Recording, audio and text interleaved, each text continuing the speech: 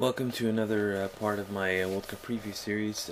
This is the last part I'm doing on Group D, the last team. We're going to talk a bit about Ghana, who are facing Serbia in their first game. Ghana, of course, one of the African teams. Surprise at the last World Cup, well, kind of, in 2006 when they made it through the group of death. They beat the Czech Republic and the USA to come in second, and they went out in round of 16 against Brazil. But they made a good impression, and the question is, well, can they do it again?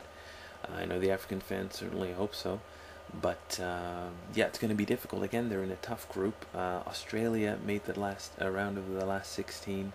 Serbia is a good team, and Germany is a good team, so it's a tough group. Maybe the home continent advantage will help them, but yeah, we'll have to see. Well, let's look at the team they have.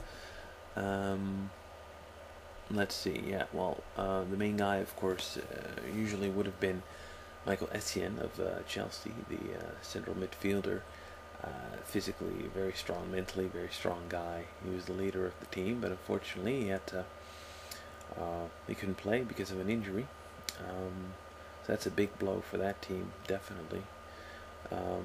But in midfield, they do have a couple of good replacements, though. I mean, they still have Soli Montari on the left-hand side in midfield, who plays for Internazionale, of course, played the Champions League final. They still have Steven Appiah. He's a good player.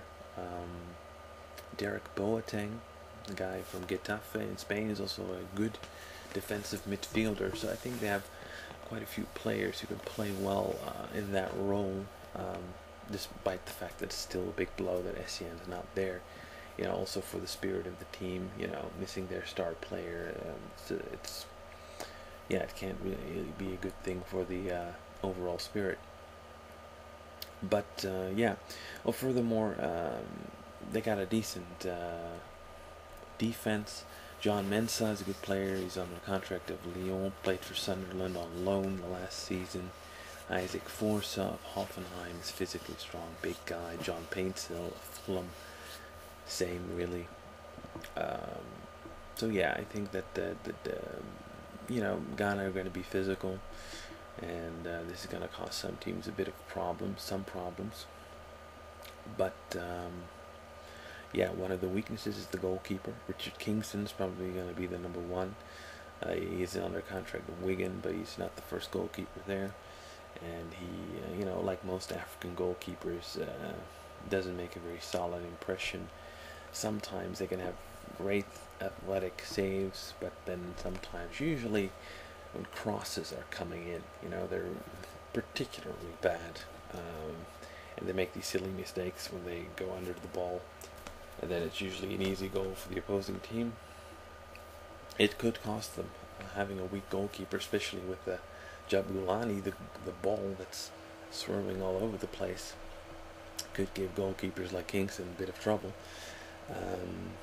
But I think the biggest problem this team has is not so much defense, because they're physically fit and everything, but up front, they're missing a real strike force up front.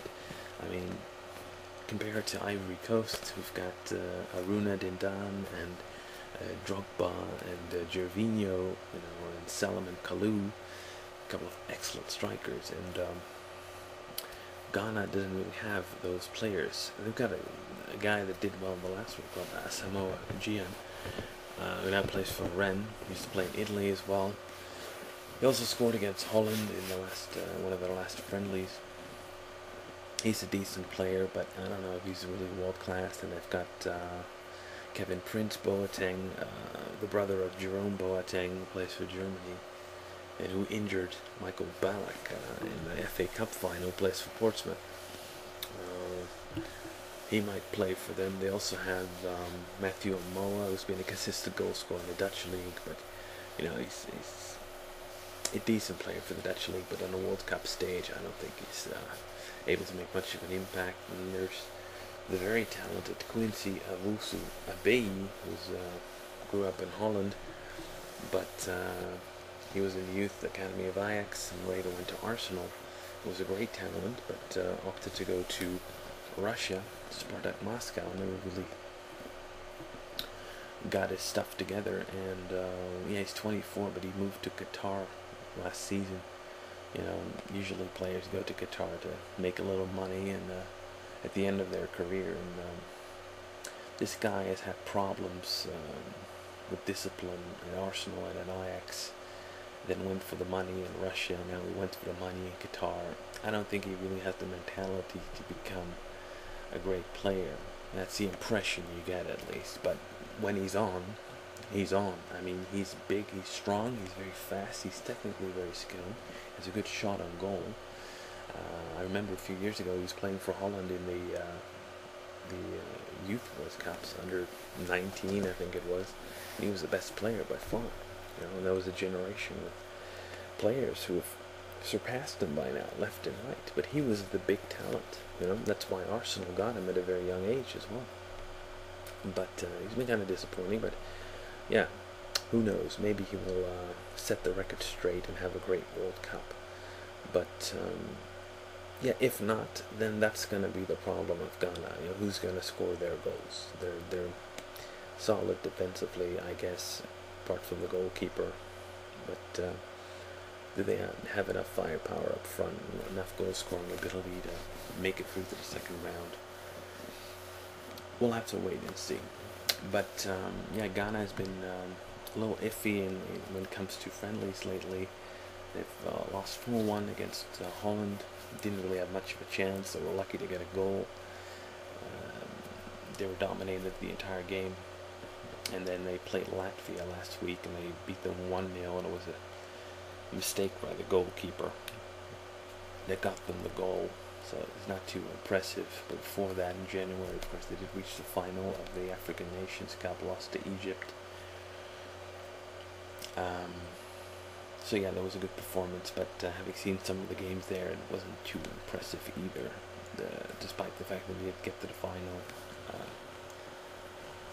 Wasn't brilliant what they did there, but I think Ghana, they surprised everybody getting to the second round. I think one of the African teams' tendencies to be quite inconsistent, so I would say they're not going to be able to repeat it, because again, they're in a tough group. Again, they lack goal-scoring ability, which was the problem at that tournament, really. I mean, when you look at it beforehand, they lacked a real good striker, and still have the same problem. And they're missing their star player, SCN. So I think they're going to be having some difficulties. So, but I'll give you my final prediction of this group in the final prediction video. But anyway, that's it for my analysis of Ghana. Alright, thank you.